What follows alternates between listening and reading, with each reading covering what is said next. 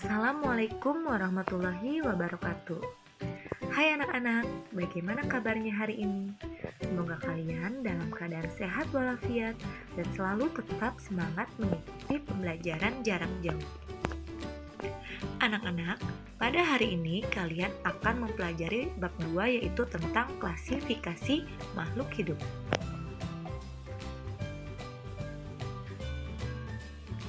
Pada hari ini, Ibu akan menjelaskan ciri-ciri benda di lingkungan sekitar, baik ciri-ciri benda hidup maupun ciri-ciri benda tidak hidup.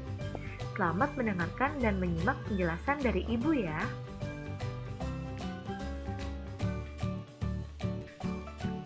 Anak-anak, sebelum Ibu menjelaskan materi hari ini, Ibu akan membacakan tujuan pembelajaran.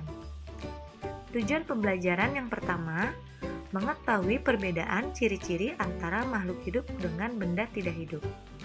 Yang kedua, menjelaskan cara mengamati ciri-ciri hidup pada suatu organisme. Coba kalian perhatikan gambar-gambar di bawah ini. Nah, setelah kalian perhatikan, tentunya kalian akan menyebutkan bahwa adanya makhluk hidup, adanya udara, maupun adanya benda mati. Nah, contohnya seperti ada hewan, ada manusia, ada tumbuhan, dan di situ juga ada benda seperti bola dan juga ada pagar. Semua yang telah kalian sebutkan itu dapat dikatakan sebagai benda.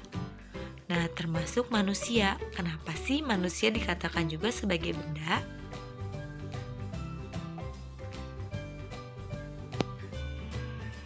Pengelompokan benda. Benda dikelompokkan menjadi dua macam. Ada benda hidup, ada benda tidak hidup. Benda hidup merupakan semua benda yang memiliki ciri-ciri hidup, seperti manusia, hewan, dan tumbuhan. Sedangkan benda tidak hidup merupakan jenis benda yang tidak memiliki ciri-ciri hidup, tetapi memiliki ciri lainnya dan memiliki kegunaan sebagai benda tidak hidup. Ciri-ciri makhluk hidup. Ciri-ciri makhluk hidup ada bernapas, memerlukan makan dan minum, bergerak, tumbuh dan berkembang biak, peka terhadap rangsangan, dan yang terakhir adalah adaptasi. Nah, sekarang kita perhatikan ciri-ciri benda tidak hidup. Ciri-ciri benda tidak hidup terdiri dari yang pertama, memiliki bentuk dan ukuran, kedua, komposisi zat tertentu, ketiga, memiliki kegunaan, dan yang keempat, dapat bergerak atau digerakkan. Yang pertama yaitu memiliki bentuk dan ukuran. Suatu benda memiliki bentuk dan ukuran tertentu. Bagi beberapa jenis benda, bentuk dan ukuran tersebut merupakan ciri khas yang dimiliki oleh suatu benda. Salah satu contohnya, sebuah buku mempunyai bentuk persegi panjang. Ciri yang kedua yaitu komposisi zat tertentu. Suatu benda tidak hidup juga tersusun oleh zat kimia tertentu. Hal tersebut terjadi karena benda tidak hidup terbentuk dari alam ataupun berasal dari alam yang tersusun dari unsur kimia tertentu. Salah satu contohnya, sebuah tanah tersusun dari unsur nitrogen, fosfat, kalium, dan unsur lainnya. Ciri yang ketiga yaitu memiliki kegunaan. Setiap benda tidak hidup pasti memiliki kegunaan sebagai benda tidak hidup. Contohnya, buku dapat digunakan untuk menulis. Kursi digunakan untuk tempat duduk. Sedangkan cahaya matahari berfungsi untuk menerangi permukaan bumi. Ciri benda tidak hidup yang terakhir yaitu dapat bergerak atau digerakkan. Setiap benda hidup tak dapat bergerak jika dikenai oleh gaya dari makhluk hidup. Selain itu, gerak dari benda tidak hidup juga dapat dilakukan oleh energi yang diberikan pada benda. Salah satu contohnya adalah sebuah jarum jam dinding dapat bergerak karena adanya energi kimia dari sebuah baterai.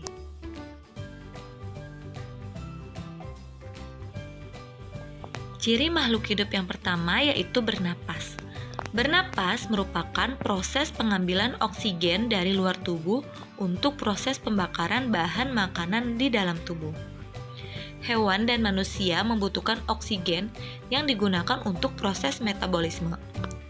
Untuk mendapatkan oksigen, maka hewan dan manusia melakukan proses pernapasan atau bernapas.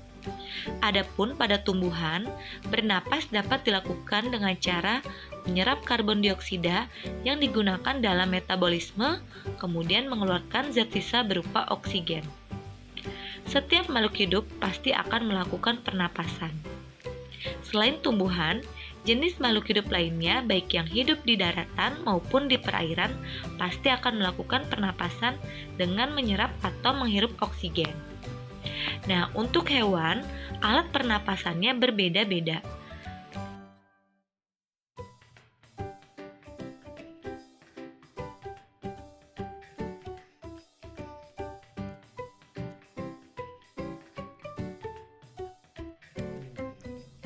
Ciri makhluk hidup yang kedua yaitu memerlukan makanan dan minuman. Untuk menghasilkan energi, makhluk hidup memerlukan makanan dan juga minuman. Manusia dan hewan dapat memperoleh makanannya yaitu dari tumbuhan ataupun dari jenis hewan lainnya.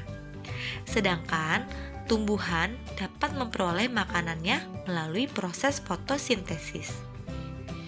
Fotosintesis merupakan proses pengolahan makanan yang hanya dapat dilakukan oleh tumbuhan.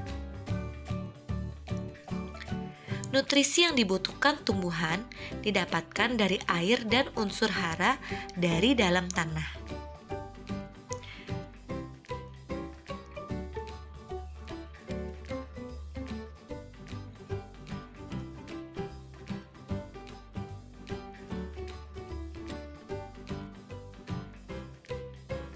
Ciri makhluk hidup yang ketiga yaitu bergerak.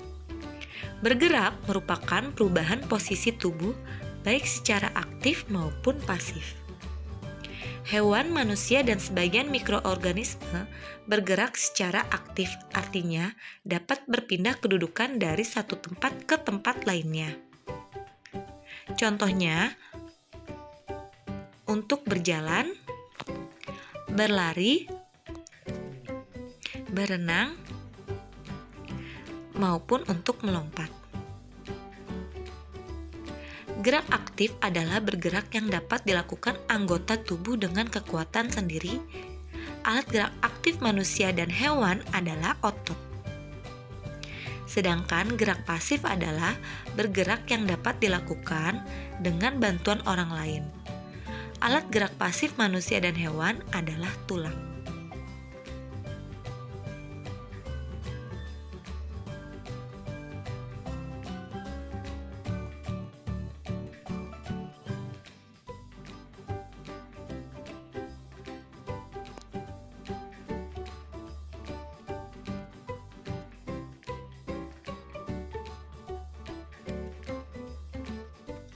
Gerak pada hewan dapat digunakan untuk berjalan, untuk berlari, untuk berenang, untuk melompat, maupun digunakan untuk terbang. Sedangkan gerak pada tumbuhan sangat berbeda dengan gerak pada hewan maupun manusia. Gerak pada tumbuhan tidak dapat berubah kedudukan atau tidak dapat berpindah tempat. Salah satu contohnya adalah gerak nasti dan gerak tropisme. Gerak nasti adalah gerak bagian tumbuhan yang dipengaruhi oleh rangsangan, namun arahnya tidak dipengaruhi oleh arah datangnya rangsangan tersebut. Sedangkan gerak tropisme adalah gerak bagian tumbuhan yang arah geraknya dipengaruhi oleh arah datangnya rangsangan. Salah satu contoh gerak pada tumbuhan yaitu mengatupnya atau menutupnya daun putri malu apabila tersentuh. Selain itu juga ada contoh lainnya seperti tumbuhnya batang mengikuti arah cahaya matahari.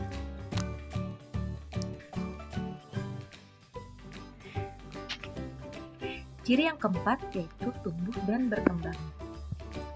Tumbuh atau pertumbuhan merupakan proses pertambahan jumlah dan ukuran sel tubuh yang dapat diamati dengan bertambahnya panjang, lebar, tinggi, dan massa suatu makhluk hidup.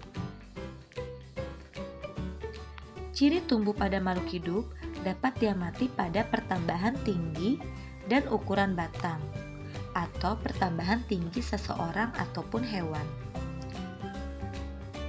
Ukuran dan jumlah daun, serta perpanjangan akar. Sedangkan berkembang merupakan proses menuju kedewasaan.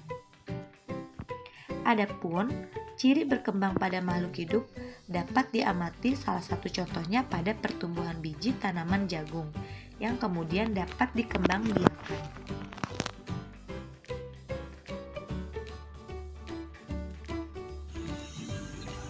Ciri-ciri makhluk hidup selanjutnya yaitu berkembang biak atau reproduksi.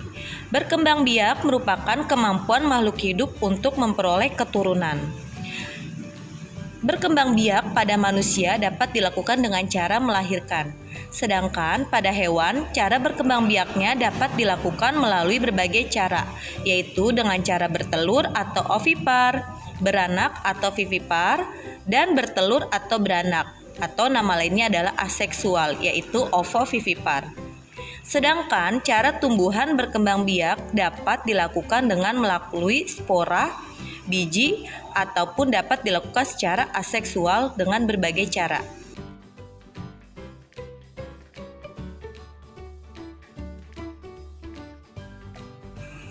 Ciri-ciri makhluk hidup yang keenam yaitu peka terhadap rangsangan atau iritabilitas.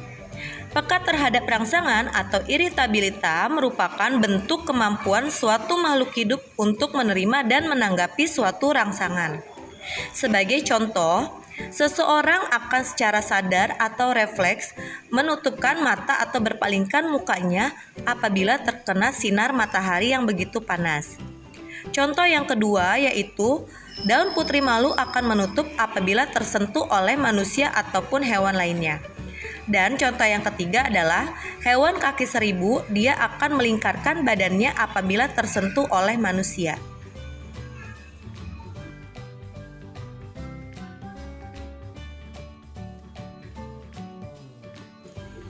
Ciri makhluk hidup yang terakhir yaitu adaptasi. Adaptasi merupakan proses penyesuaian diri makhluk hidup terhadap lingkungannya. Tujuan makhluk hidup melakukan adaptasi yaitu agar makhluk hidup dapat bertahan hidup pada lingkungannya yang dapat mengalami perubahan. Macam-macam adaptasi. Yang pertama ada adaptasi morfologi, yaitu penyesuaian alat-alat tubuh terhadap lingkungannya. Adaptasi yang kedua yaitu adaptasi fisiologi, yaitu penyesuaian fungsi alat-alat tubuh terhadap lingkungannya. Dan yang terakhir adalah adaptasi tingkah laku, yaitu penyesuaian perilaku atau tingkah laku terhadap lingkungannya. Nah, anak-anak, terima kasih ya kalian sudah mendengarkan penjelasan dari Ibu. Semoga materi yang Ibu sampaikan dapat bermanfaat untuk kalian. Kurang lebihnya Ibu mohon maaf, dan kalian harus tetap menjaga kesehatan serta selalu semangat dalam belajar ya. Assalamualaikum warahmatullahi wabarakatuh.